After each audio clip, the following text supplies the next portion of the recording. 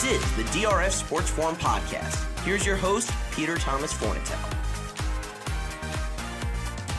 Hello and welcome to the DRF Sports Forum Podcast. As promised, this is our special bowl edition. We're going to be talking about 10 of the most important college football games that will be happening during this festive period we are about to experience at the show's end. We will take a very quick look through Week 16 in the NFL. But the more evergreen part, the real reason we're all here today is these bowl games. I am relying on this panel of guests who did an excellent job last week, giving me nothing but winning wagers in my action bet Houston New York Jets game, hoping for more of the same. I will quickly introduce the panel. We have with us the managing editor of the DRF Sports Forum and an excellent handicapper who's been giving out winners all season long on this show, Scott Gramling. Scott, how are you? I'm doing great, Pete. Good to be with you as always. And we also have Mr. Friday Night Lights, and Mr. Will not only bet on horses running around in circles, but men in pads jumping into each other and on top of each other. He is the people's champion, Jonathon Kinchen. JK, what's up? I'll tell you what, if Scott's Patriots get me beat again in a tease, we're going to have big problems with Scott. That was brutal. We'll get to that. We'll get to that. Well, we might not get to that today. We will get to it at some point.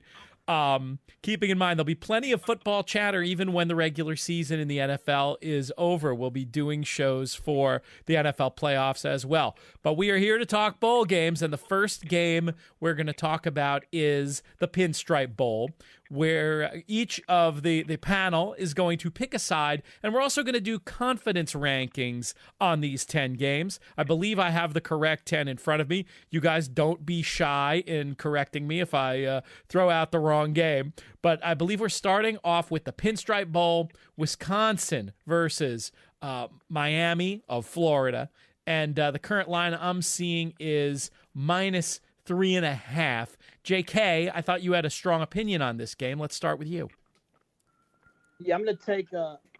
I do. I like Wisconsin here, and here's a small reason. Miami's quarterback was like 6 of 24 in the game against Pittsburgh, and I can't play any quarterback who's that poor. But I think the most important thing is that Miami's defensive coordinator, Manny Diaz, who was at Texas, left to get a job at Temple. And so now there's going to be like 2 assistants that are going to be calling the plays. So there's 2 problems there. One is that Manny's defense is extremely aggressive with a lot of different blitz schemes and stuff like that. And one of the hardest things for defensive coaches and in defensive football, the most important thing is your run fits, where, the safety has this gap, the backer has that gap. And when you're blitzing from all over the places with the new coordinators or possibly even changing the scheme, I don't predict that they're going to be sharp against the extremely efficient Wisconsin offense of running, the way they run the football. And so I'm going to go with Wisconsin here. And I believe I gave that one 7 points. Okay, 7 out of 10. 10 being the game you're the most confident about, 1 being the game you have the least confidence in. JK goes with Wisconsin and a 7 in the Pinstripe Bowl. Scott, how do you see it? Yeah, I'm taking Wisconsin here as well. I know they're down this year, but I think they're the better coached team in this, and because I'm getting the points, I'm leaning that way. I'm only going with a 3 in terms of the confidence of it. These are once proud college football programs that would be rather playing in a big bowl, and the top players that they recruit to these programs. I think motivation is just such a factor in these bowl games that this one's kind of hard to handicap when you have a couple of teams that are kind of playing in a consolation type game as they would view it. But I will take the points here. I think JK brings up a lot of very solid foundational handicapping there and looking at the game. I'm taking Wisconsin, and I'm giving it a 3 among the 10, so not very confident. All right, let's move on to the Camping World Bowl. That's the next one I have on my list. We are talking about West Virginia versus Syracuse. Syracuse plus 1.5 in this one. Scott, you'll lead off this time.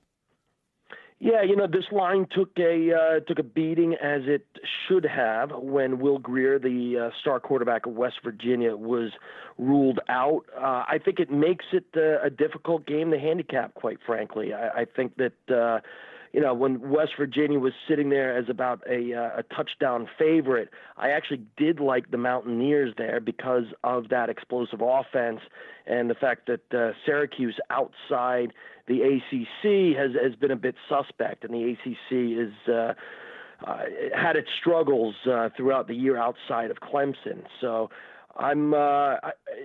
this is a tough one for me to pick. I am going to take Syracuse here, thinking that going up against a backup quarterback, that they'll be in a position to win the game.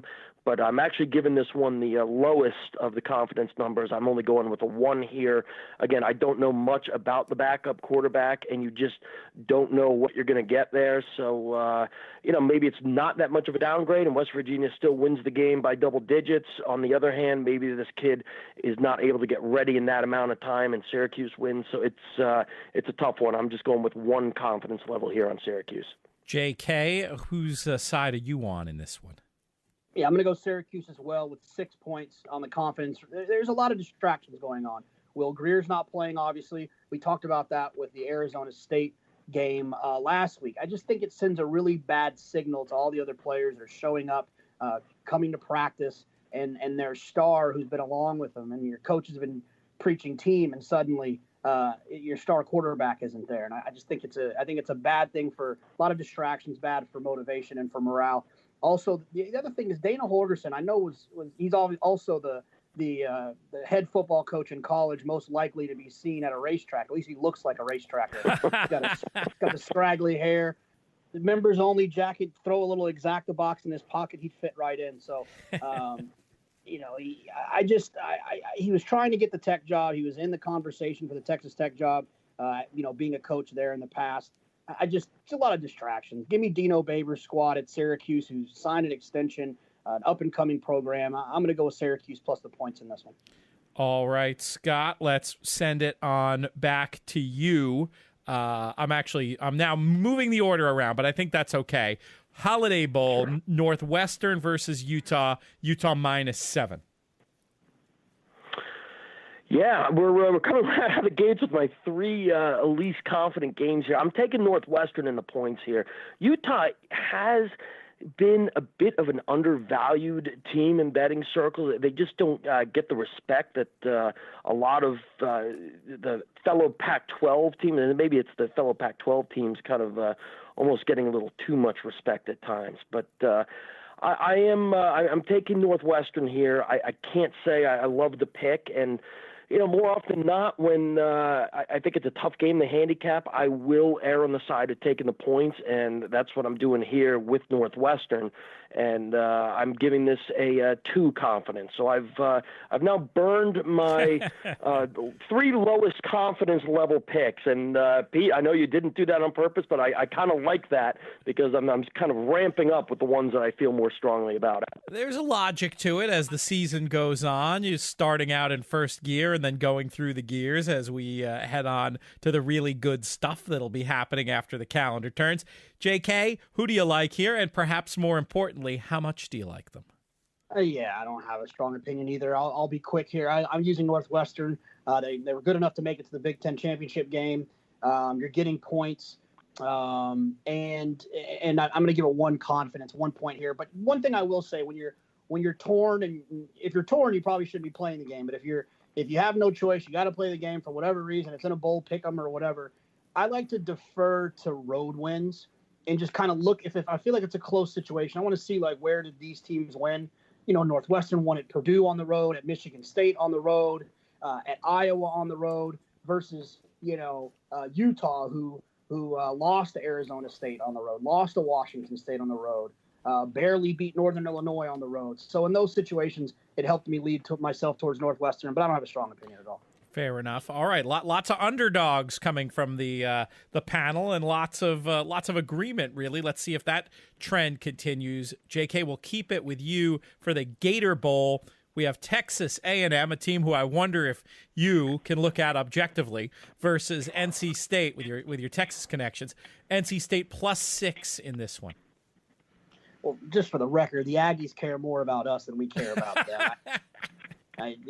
They're the ones that have all kinds of nicknames, and they put our hand signal upside down. They're the ones that are the pathetic ones of the two of us. So, no, I actually like NC State. The quarterback, the name's obviously going to slip my mind right now and when it's sitting in front of me, but projected to be a high draft pick. This is kind of their, he's sticking around with his football team. Obviously, this is his last audition for NFL teams prior to the combines and the pro workouts and stuff like that. So I think they'll be focused. They were converting at 58% the last 3 games of the year on third downs. Very efficient team. I love teams like that are very efficient. They're going to have 3 weeks to prepare. They'll be right where they need to be. They'll be converting. They'll move the chains. They'll always be in the game. The cover will always be in reach. And I love being on a team that I know the cover is always going to be in reach. And so I'm going to take NC State +5.5, and I believe I used them for 9 points. 9 points. Wow, 9 points. That's big. Now, for accounting purposes, the updated number I have in this one is actually +6. And how about this? 4 underdogs in a row. Who are you, and what have you done with Jonathon Kinchen? That's right. I'm saving the chalk for the Aqueduct 6-6 tomorrow. Scott, who do you have in the Gator Bowl?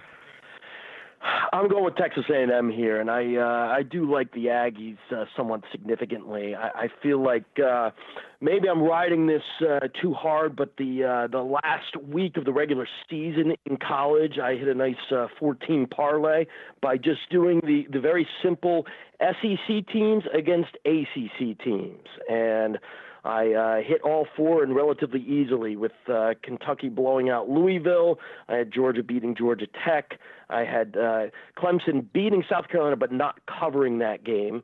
And then the fourth one is slipping my mind at the moment. Oh, it was Florida blowing out Florida State. I think I'm really not overthinking it much more than a superior conference, the best one in college football, against an ACC opponent that just is in a conference that's been down. And the one time really that NC State was tested, they got absolutely blown out by Clemson. Texas A&M played Clemson extremely close, closer than anybody has played Clemson this season. I know it's going back to early in the year, but you take a look at that, Clemson winning by only 2 points against A&M. I just feel like here, when you compare that to what Clemson did against NC State, blowing them out by 34 points, that's a common opponent that I like to look at, and I think it's significant. And I am actually placing a confidence level of 9 on Texas A&M in this one. That's great. Both going 9 and going head-to-head. This contest will likely be, not entirely, but likely, it's likely that this will be a deciding factor, which is kind of cool. And I'm tempted to throw another question at you guys about the game, but we have too much ground to cover today, so I think we'll just keep things moving and grooving. But again, the line we're using for the purposes of our accounting for that one is 6 points. All right, let's move forward. The Peach Bowl is next up, and Scott will keep it with you. Florida against Michigan. Michigan, a 7.5-point favorite. Yeah, I love getting the hook here with Florida. I'm taking Florida. I'm taking the underdog. Again, a little bit of a SEC bias, but if you're going to have a bias, I think that's a good bias to have. If you throw out a recent Michigan-Florida bowl game, in Florida's last 5 bowl games against Big Ten opponents, Florida is 5-0 against the spread, and then straight up, and then Michigan is 0-4. Against the SEC in its last 4 bowl games when it's played an SEC opponent. Taking the points here, I do, people that have listened to the show throughout the year, I do use a lot of numbers. I like to crunch the numbers and the stats. But again, bowl games to me are just far more about motivation. And I don't know what kind of motivation Michigan is going to have after having their season absolutely decimated by their rival as a favorite for the first time in a while against Ohio State and giving up that 63 points. I'm just not sure what kind of Wolverines team you're going to see coming out. And again, I think when you're getting more than a touchdown here with a quality SEC team, I'm taking Florida, and I'm putting a number 7 in the confidence meter against that one. All right, an important game for your game plan here for sure. JK, what do you think? Will they be able to bounce back? Is the 7.5 points too much for Michigan? I took Michigan minus 7.5 with 3 points. Not a huge confidence here. I just went with Harbaugh. I remember how effective Kentucky was running the football against Florida this year. I know that was obviously earlier in the season, and Florida has consistently improved. I've had Michigan like 3, 4, 5 on my little power ranking things I did that has a lot to do with third downs and just efficiency on offense in general. And so with having them ranked so highly, I went in that direction. The 3 weeks with Michigan, being able to kind of really scheme up some run things, kind of see what a lot of the teams throughout this year have done really well from a formation standpoint. That's kind of what Harbaugh's been known for when he was at the 49ers. He just outnumber you with formations, and I think that having 3 weeks to prepare for a team will kind of give them the upper hand and getting into some good situations, some good running situations. So I went with Michigan on this one. Interesting. And you both have angles that I feel like can be followed and potentially amplified with in-game betting. JK schematically and Scott talking about the motivation factor. So that's one where I may wait a little bit to get involved and hedge my bet with your two divergent opinions in this one. Have a chance to leap on depending on what I see out there after watching a few series or a quarter or even a half of football. Just something that folks might want to consider out there as well. All right, we are up to the Fiesta Bowl. LSU versus Central Florida. Central Florida plus 7.5 in this one. JK, where are you? When teams that typically don't have the same talent pool as the top teams in the nation are achieving at a high level, their kryptonite is athletic monsters like LSU has in their secondary and on their defensive line. And I think that will make the difference in this football game. I think that LSU, they're just too athletic. They're too talented from all types, from the defensive standpoint when it comes to safety and defensive end, running down screens, closing and tackling, the short, intermediate passing game, staying with the down the field situations, being able to play some man-to-man coverage where other teams have to keep safeties over the top and really putting binds on the secondary of the tackling secondary. I love LSU. I gave LSU 10 points. Whoa. And I think I had it at 7.5. So up to 7.5, I liked LSU and I gave it 10 points. You buried the lead there. The 10-point pick. That's big stuff. Scott, what do you think about this game? I've got it right down the middle. I got it as a 5 confidence, and I am taking the underdog here. I am taking Central Florida.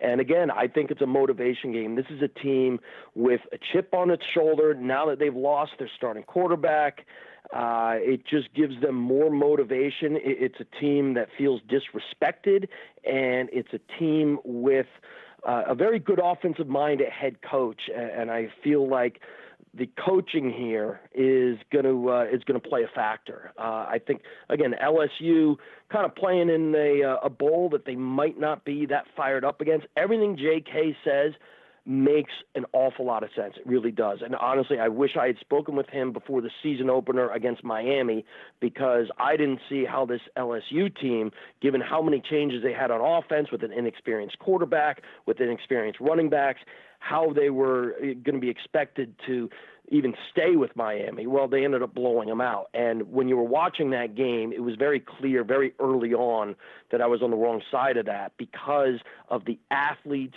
that you get in the SEC West. And I feel like it's a bit different coming out of the gates for a season opener than down the road here in a bowl game. And I know that might sound counterintuitive where, the bowl game, you leave everything out on the field, which is kind of the mainstream narrative you often hear. I just feel like this Central Florida team always finds a way, and I think they'll continue to find a way here. I'm taking Central Florida and the points. All right, interesting cases, and we move on now to the Big Four. I have extremely fond memories. My fondest memories of college football are from when I was very, very young. We're talking about 10 years old, and would watch these bowl games at my grandfather's house. I was fairly obsessed with Herschel Walker at the time. Not a bad guy to be fairly obsessed with. And I was just sucked right into the marketing. We'd cut the list out of the paper of the Liberty Bowl and the Holiday Bowl and all these. And then you got up to these four big ones. And the Rose Bowl, I always remember the marketing tagline, which I think they still use, but I still hear it as if I'm 10 years old, hearing about the granddaddy of them all, the Rose Bowl. And here we have Ohio State against Washington. Washington plus 6.5. Definitely a bucket list item for me too to get to a Rose Bowl at some stage. Scott, we're going to start off with you. The next few, this one, the 6.5, it makes it. This looks like a coin flip compared to the next 3-point spreads we're going to talk about. Will you be with Washington and the points, or is this the Ohio State show? No, I'm going with Ohio State here, and I'm going with Ohio State big. I think there's a big motivation factor. This is my 10 confidence with Urban Meyer, this being his last game, and you look at what Urban Meyer has done, with that program and the on-field success that program has had. I feel like that it was a down year for the Pac-12 again, so I am looking into that as part of the angle. But I just feel like here that Ohio State and what they're able to do offensively will ultimately be the difference in this one. And I feel like when you look at what they did to USC in the Cotton Bowl last year, and I know this is a different season and there's different players, but that was a game where USC was a 10-point underdog with Sam Darnold, and it was just an overmatched Pac-12 team. And this Washington team has just not been hasn't been as effective and as dominant as some years, the ones that ended up making the college football playoff. And I just feel here that Ohio State is a far superior squad, and I will gladly lay less than a touchdown here with the Buckeyes. JK, what do you think about the Rose Bowl? I was torn about this game because Ohio State, losing Urban Meyer, I think there's probably some mixed feelings about how the players feel about him. And whether they're going to be able to get up and play. And I think that those kids, the type of kids that are recruited at Ohio State, Michigan's, Florida's, all those places, they're kids that have a little bit of pride and they want to go out and they want to play well. And when you get to the Rose Bowl and then you start seeing parades and all the things that go on there, I think that motivation can be found. I'm going to take Ohio State. I just think they're entirely too talented. The last 2 football games of the season, I think they put that on display, scoring 62 against Michigan and 45 against Northwestern. I'm going to take Ohio State. I am a little bit confused where I am with my points. I believe I'm going to give 5 points. Okay, there it is. Let's move on to the Sugar Bowl. We obviously need to start this one with JK. We've got Georgia versus Texas. Texas plus 13. No doubt that you're taking Texas here, right, JK? I mean, yes, but a 2 points confidence. Here's the thing. If you gave me like 4 teams to pick from that I didn't want to play as a Texas fan, Georgia would definitely be on that list. Not excited about it, hoping they're having a lack of motivation based on the fact that they were probably hoping they were playing in the Final Four game in the college football playoff.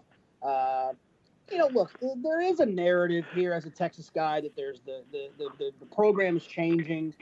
They really showed a lot of improvement throughout the year, consistently improving as the year went on. And now they're going to have that kind of 3-week, 4-week break to kind of regroup, work on fundamentals, get everybody kind of coached up, let some of the younger guys take a bigger role. as now they're kind of working into their next year. I hope they play better, but man, it's a tough football game. Scott, which side are you on in the Sugar Bowl? Sorry, JK, I'm on the Georgia side here, and again, the SEC bias, which I think is warranted. I think Georgia's is the second best team in the nation after Alabama, and I just think when you look at both sides of the ball, traditionally in the last few years, it's been Georgia's defense that has carried the team, but the offense this year, Jake Fromm's averaging 9.3 yards per attempt. That's sixth in FBS. They're rushing for more than 6 yards per carry. They're fifth in FBS there. I just think that Texas hasn't seen anything like this Georgia offense. Yes, they've seen Oklahoma twice, but it's a different kind of offense.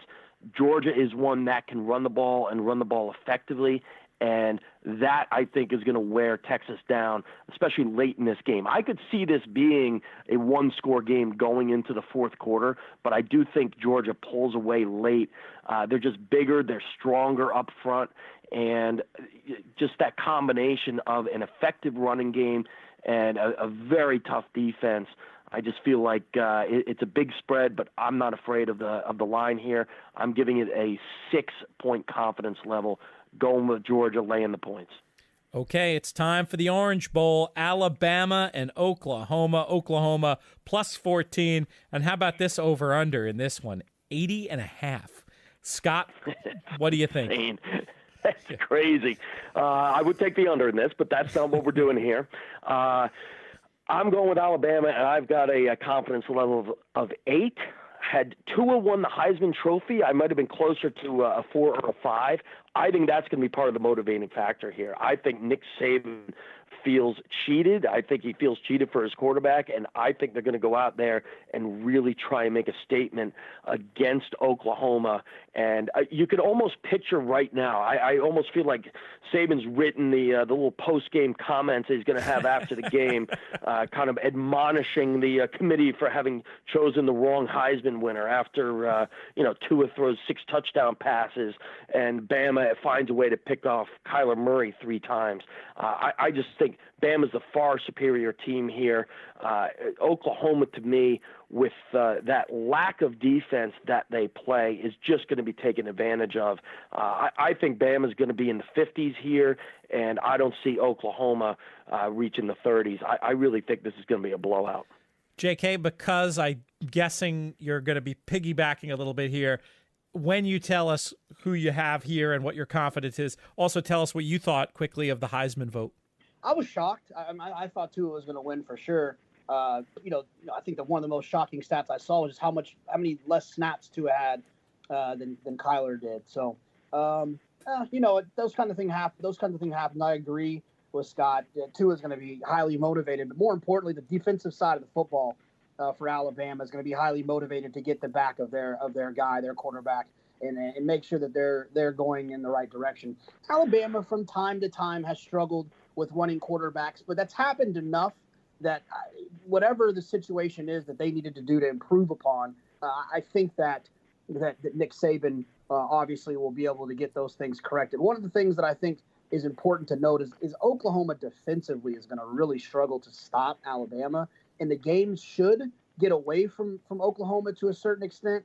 And then those guys, those animals that they have, they got some freak athletes on that defensive side of the football at Alabama, and they're not gonna have as big of a problem as some of the other teams have in containing Kyler Murray. I think it's going to be a blowout as well. My favorite bet of the entire bowl season is the under in this football game. I think that they have to be lights out on both sides of the football to score 80 points, and I just don't see that happening. I'm going to give this one 8 points. It's an irrelevant game because we both have the exact same score. Yeah, it doesn't even really count for the little contest. And we both have the under as well. All right, Cotton Bowl is next and last for this portion of the show. Clemson and Notre Dame. This one, the line we're using is Notre Dame plus 13.5. JK. I'm not a really big Notre Dame fan. I've always felt like athletically, when they have to face really good football teams, they struggle. If the football game took place in the classroom, Notre Dame would win the national championship every year. It's a different type of animal when you're facing teams like Clemson. Georgia, Alabama, Oklahoma, things like that. So Notre Dame hasn't really beat anyone handily that's impressed me all year. Clemson is really, really good. They've got some freaks running around on defense as well. And I think Clemson's going to get after them pretty good. I took Clemson to lay the points, and I think I ranked them 4 points. 4 points. Okay, not super strong confidence there, but an opinion nonetheless. Scott, where are you? Boy, I've got Clemson as a 4 as well on this one. So the two national semifinals, JK and I have the exact same level of confidence, and I really have it for the same exact reasons. It's a high number here. I can't say I'd be shocked if Notre Dame ends up keeping this game to a 28-20 type of game, and I think the one thing about the 4 national playoff teams, Oklahoma to me is the one with the horrific defense. Notre Dame is solid defensively, which is why I don't have a higher confidence level on it. But I agree with JK. You're talking about a completely different beast here in Clemson. And I could see kind of similar to the Texas-Georgia game, which has a very similar spread. I could see this being a one-score game going into the fourth quarter. But, that's when the favorite pulls away, and really on the strength of a running game that just tends to wear these teams down, and really tends to wear them down when they're kind of out of the regular game shape of the regular season. You do see teams start to get winded after the long layoff more so than you might in games played in October and November. So I'm taking Clemson here. I'm laying the points, and I'm also giving it a confidence level of 4. If you're the kind of conspiracy theorist, right, that thought that jockey jumped off the horse in the pick 6 last year, if you're one of those people, then take Notre Dame, because the college football world, the NCAA, really wants them to play in the championship football game. That'll be great for ratings. It'll be great for their advertisers. That's pretty funny. One more quick in-running angle. In games like the one Scott's talked about, where you have a team that's pretty clearly superior, but it might be close for 3 quarters. Sometimes when that happens, you can see subtle angles that better team is going to pull away late, but that in-game price is still going to drift pretty good as you get into the middle of the third quarter. Not a bad idea if you have sort of a feel for the flow of the game to think about getting on then, not at the minuscule money line opening price, but actually in the midst of things if you see things are going to be going the obvious way later on. Just one quick idea. All right, I want to do something a little crazy, and we've got to do it quickly because I do want to save around 15 minutes if we can to talk about these NFL games this week. But we had so much sameness at the end there. We're going to get a little crazy. I'm going to give you both a chance for an 11-point play on any other bowl game that we have yet to discuss.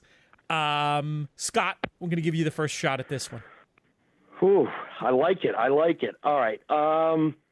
I'm going to go with Oregon. I'm going to go with Oregon laying only 2.5 against Michigan State. This is a Michigan State offense that has been an absolute mess down the stretch of the season. 6 points against Ohio State, 6 points against Nebraska, 14 points against Rutgers. So that's 26 points over their last 3 games. And in Nebraska and Rutgers, those were pitiful teams. I happened to watch that Rutgers game because I had Rutgers plus the 27.5, which I thought was one of the craziest lines I've ever seen, being that it had been since September when Michigan State actually scored more than 24 points in a game. You have to go back to a game against Central Michigan in September to find the last time Michigan State scored more than 24 points. I don't see how they stay with Oregon. This is not one of the great Oregon teams of recent years. I get that, but they are still a team with a formidable offense. I know Michigan State's defense is the strength of that team, but I just don't see any way that Michigan State's offense can keep it close here against Oregon. And even with Michigan State's strong defense, Oregon's going to score at least in the 20s. I can't see Michigan State getting past 14, maybe 17 points because they just have not done it so far this season, and certainly in recent weeks. So I'm taking Oregon. I'm laying the 2.5 for my bonus 11-pointer. I like it. You guys are good sports. JK, where are you going here?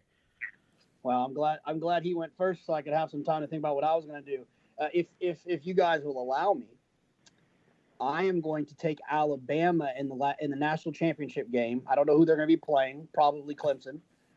Whatever the line closes at, I'll take Alabama. I've been with them all year. I think they're a superior football team, and I think when it comes down to it, they'll get the job done. I would imagine that if they were playing Clemson, that line would be 7, probably, maybe. Yeah. 6, Sounds 7, right. probably 7. Okay. So I'll take Alabama in the national championship game. And have something to look forward to if we can get to that far. I'll allow it, not least because it keeps the competition going through those last 2 semifinal games where you guys have the same pick and the same confidence. All right. Before we move to the NFL, very quickly, those looking for more on college bowls, Scott, tons of good stuff from DRF Sports Forum and StatFox. Where can folks find the material on the bowl games? Yeah, thank you for asking. If you go to foxsheets.com, it will have all of the offerings. We have a 46-page bowl guide where we break down all of the games and all sorts of it. We have our best bets offering of NFL and college that goes through bowl season. You'll see if you go to foxsheets.com, there's 5 things among the top nav bar, and the 4th of those says bowl guide. You click on that, and all you need to do is, if you're not yet a member, just put in your email, and you can register there, and you can download for free the college bowl guide. So, it's all at foxsheets.com. You'll find it all there, and it's got everything you need. Terrific. All right, NFL. We're going to start Saturday night, 8:20, Ravens at the Chargers. I'm going to give this to JK first.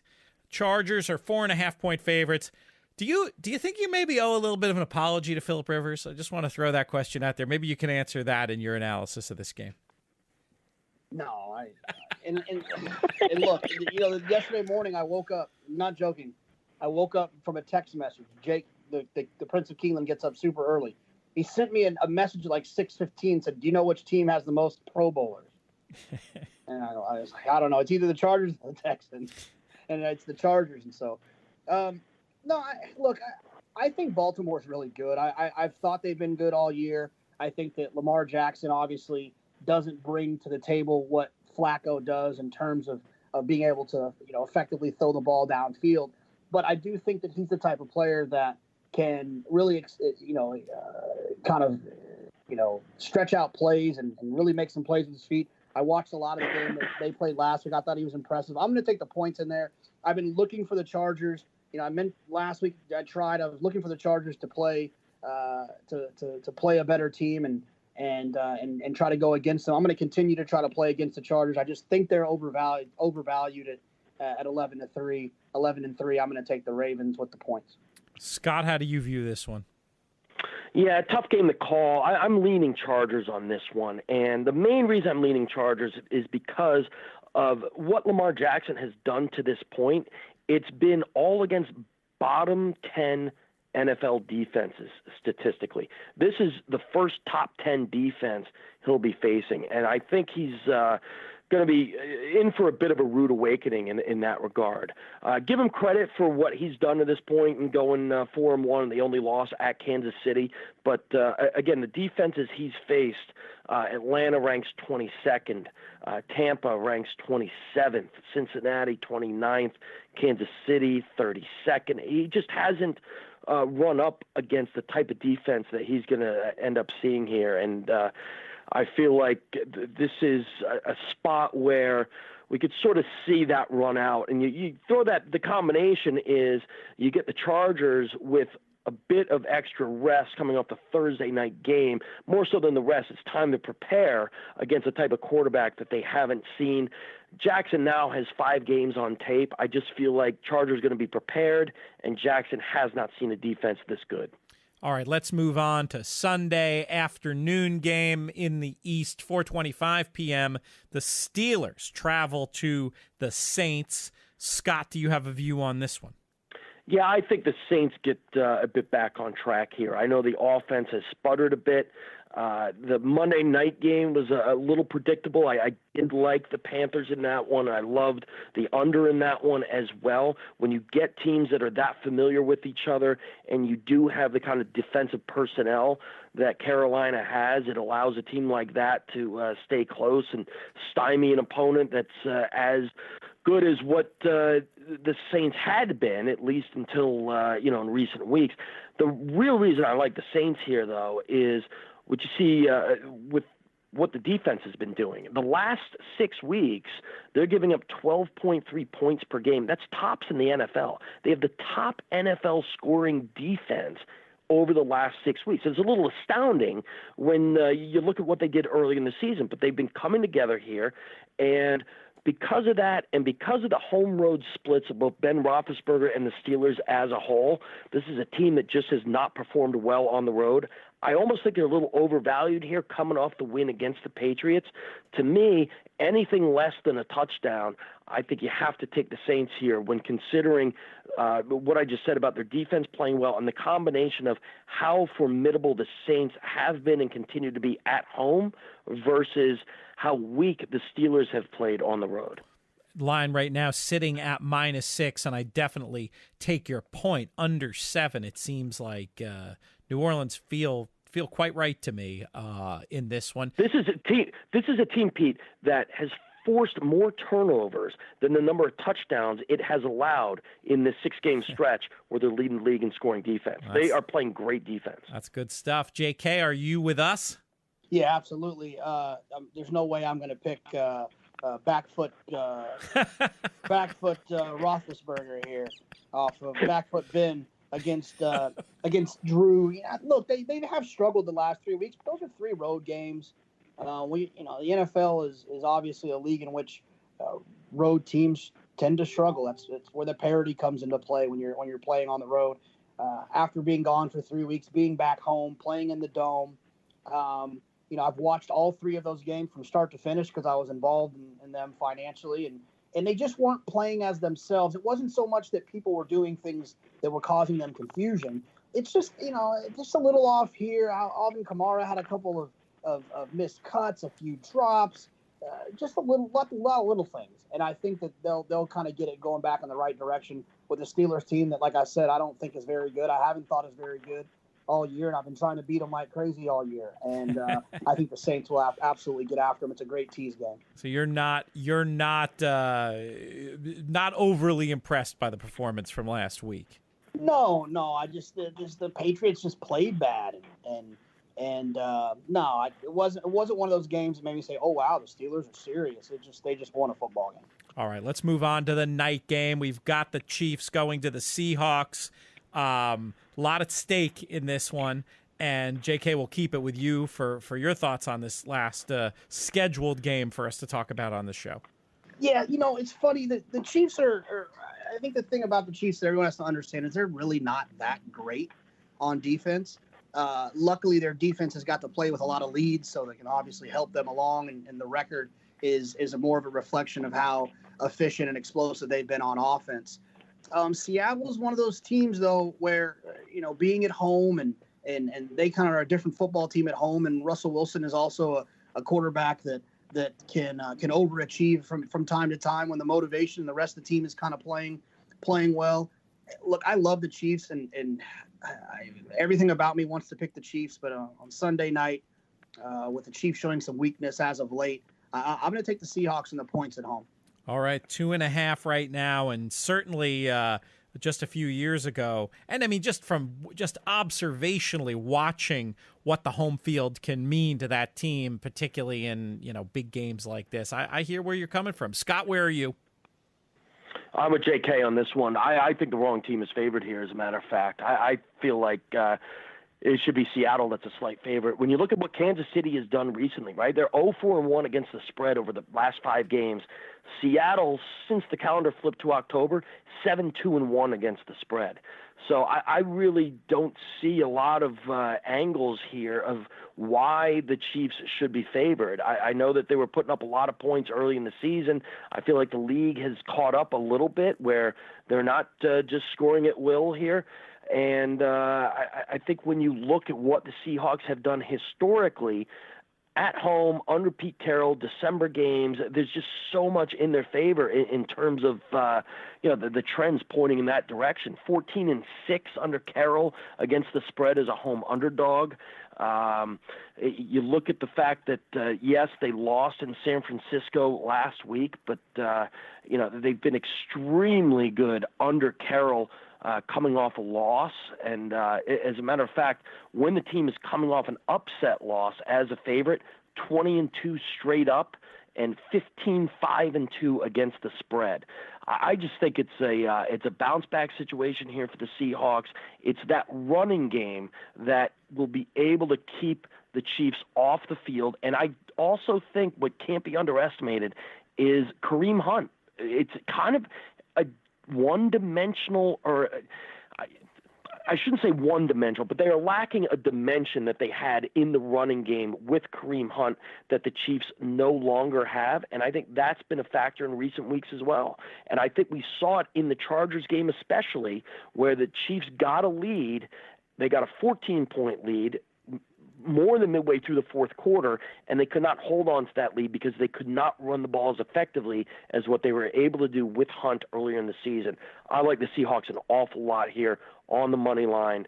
I wouldn't even bother taking the 2.5 points. I would just take the extra juice with the money line here. Earlier, his initial stat, I think it's really important to kind of dive take a little deeper dive into is the 0-4-1 and 7-2-1. All that's really saying essentially is that the public is overvaluing the Chiefs and they're undervaluing the Seahawks, and those two teams are playing against each other, and that's a real opportunity in terms of just kind of getting your money in right. Now, look, the Chiefs could go in there and they could roll, but you're getting your money in right you're getting something that's overvalued versus something that's undervalued, and you have an opportunity to undervalued thing.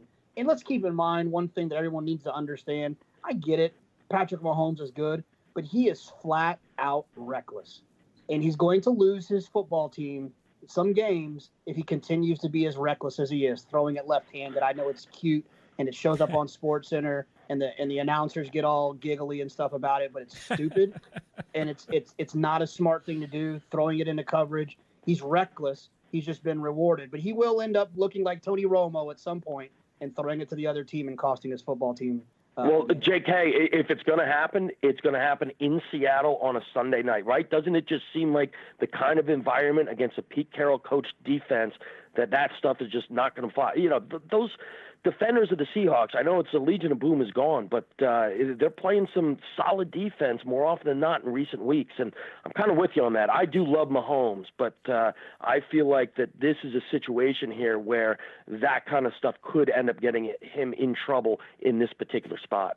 You both make a compelling case. I will be involved at the suggestion of both of you there. It just feels right to me as well. So some real interesting opportunities coming up this weekend in the NFL and throughout the bowl season. I want to thank Scott Gramling. I want to thank Jonathon Kinchen. Most of all, I want to thank all of you for listening and supporting us throughout this maiden voyage, this debut season of the DRF Sports Forum. We will be back next week. I think that'll just be me and Scott. JK will be out at Santa Anita for opening day, so we'll let you have that one off. But Scott and I will be back. They're always tricky looking at week 17 in the NFL, but we'll zero in on a few games where we have stuff to say, and that should be fun. We hope you will join us then.